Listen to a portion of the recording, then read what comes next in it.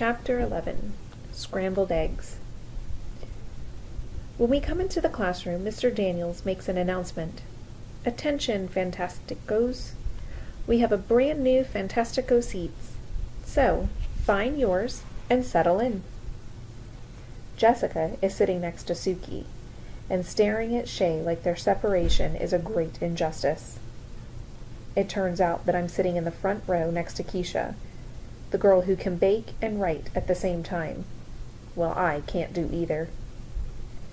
We don't speak all morning, and I can't stop worrying that she doesn't like me. When she finally glances at me, I blurt out, "I don't mind being your friend." Keisha looks annoyed. "You don't have to do me any favors." "No," I say, trying to undo what I didn't mean to say. "I just mean..." And then I stop because I don't know what I mean, and I'm nervous and embarrassed, and that is never good when I'm trying to say something. Every word is another shovelful of dirt from the hole I've dug myself. So I figured my best bet is to shut my mouth. But the silence gets too long and too loud, and so I try to think of something to say.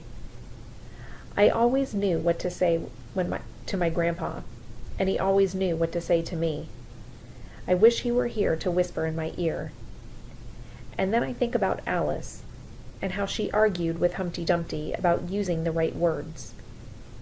I turn to Keisha and blurt out, "Do you like eggs?" "Eggs?" she asks. Oh no, she thinks I'm a barrel full of crazy.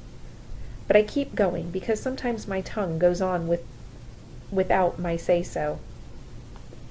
"Yeah, I love eggs. Scrambled eggs, fried eggs, poached on toast and boiled eggs. I love peeling the shells off hard-boiled eggs. Don't you? I even like egg salad, which my brother won't eat even if someone holds him down." Her eyes scrunch up, reminding me of angry caterpillars. "That's incredibly interesting." Then she searches inside her desk for something. I know this move. It's a polite way of ignoring me. People do it a lot. Finally, I put my head down. Grandpa used to say that in Alice in Wonderland, falling down the rabbit hole was just like life. I didn't used to understand what he meant, but now I do. There can't be any place on the planet scarier than a school cafeteria. I hold my tray so tight my fingers hurt. I hear, "Hey, Allie." It's Shay. She's standing with Jessica and a few others. "Yeah?" I ask. "Do you want to sit with us for lunch?" Of course I don't want to sit with them, but I am so tired of sitting alone and having everyone else see me sit alone. Besides that, Shay, Jessica, and some other girls all have these woven friendship bracelets, and I have never had those kinds of friends who have matching bracelets, and I have always wanted them. It's like the bracelet tells the world that the person wearing it has someone who cares about them. Not like a family member that has to care, but someone who just likes you. I want to feel a part of something. Anything, I guess. Shay is overly happy that I've said yes. I sit down after glancing at the seats to make sure I won't be sitting in a pool of glue. Shay motions to me to sit next to her. She and Jessica smile. That smile on the outside seems fine, but your gut tells you to be careful of. There are a few other girls. Max is there with one other boy. Jessica points at Albert, and they start laughing. I look over and don't see anything funny. "Can you believe it?" Shay asks. "How pathetic is that?" "Hey, Albert," she calls. "Is that supposed to be a fashion statement?" I still don't get it. He's wearing his usual Flint shirt and jeans. Why are they so worked up now? Shay hits me on the side of the arm and points down at his feet. The backs of his sneakers have been cut out. Shay calls him over, and he comes. I don't know why everyone does what she says. Even me. Today, anyway. What's the matter? She asks him. Don't you have any money for shoes? Quite the contrary, Albert begins. But given the choice of buying new sneakers that I will outgrow in 3 months, or a chemistry set that I can use for an undefined amount of time, this seems the clear choice. They're in fine shape, except for being a bit short. Did you hear that? Shay asks. He chopped the back off his shoes, like slippers. Jessica adds, next, he'll be wearing a robe.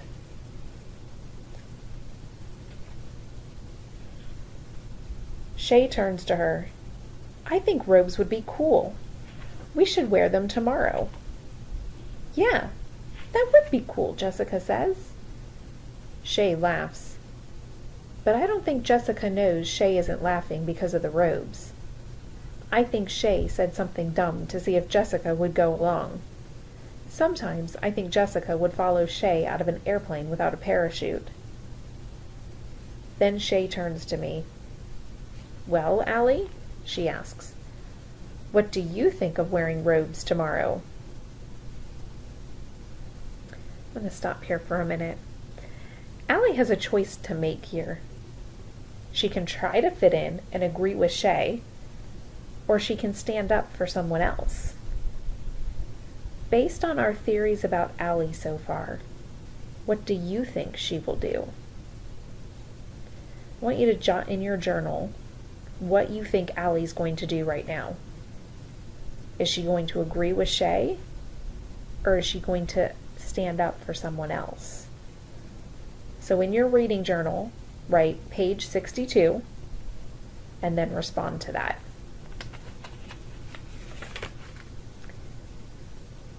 I'd like to tell her it's dumb, but I say, not my thing. It is, is it so? Well, what do you think Albert and his slippers?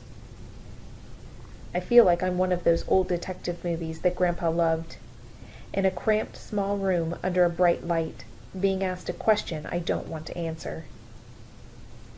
The thought to stick up for him goes through my head.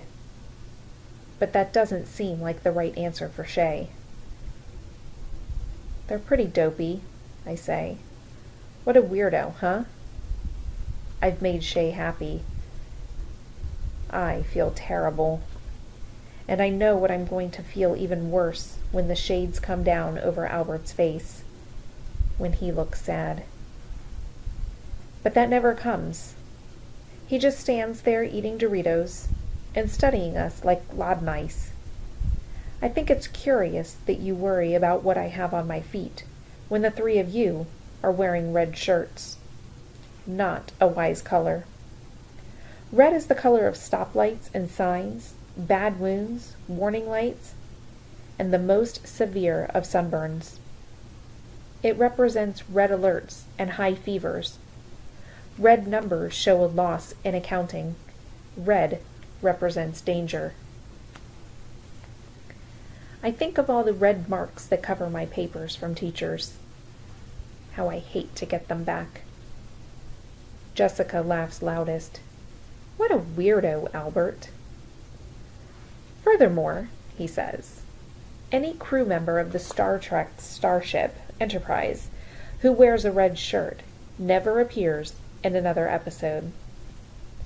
Frankly, I think you've made poor choices.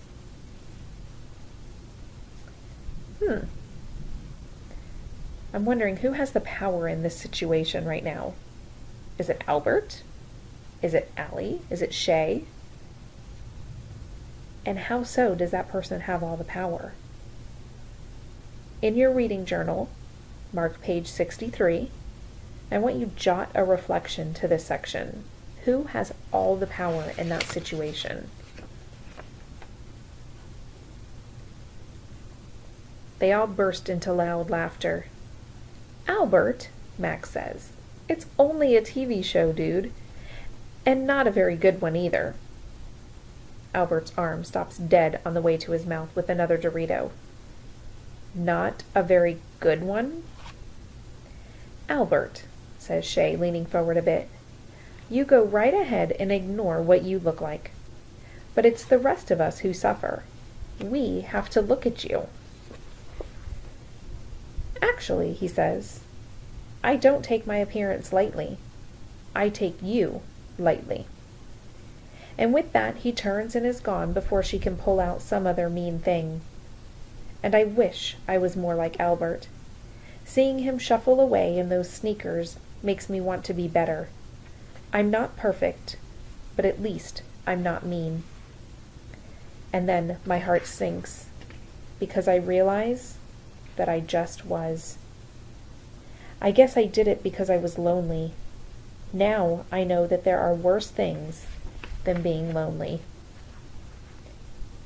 And that is the end of chapter 11.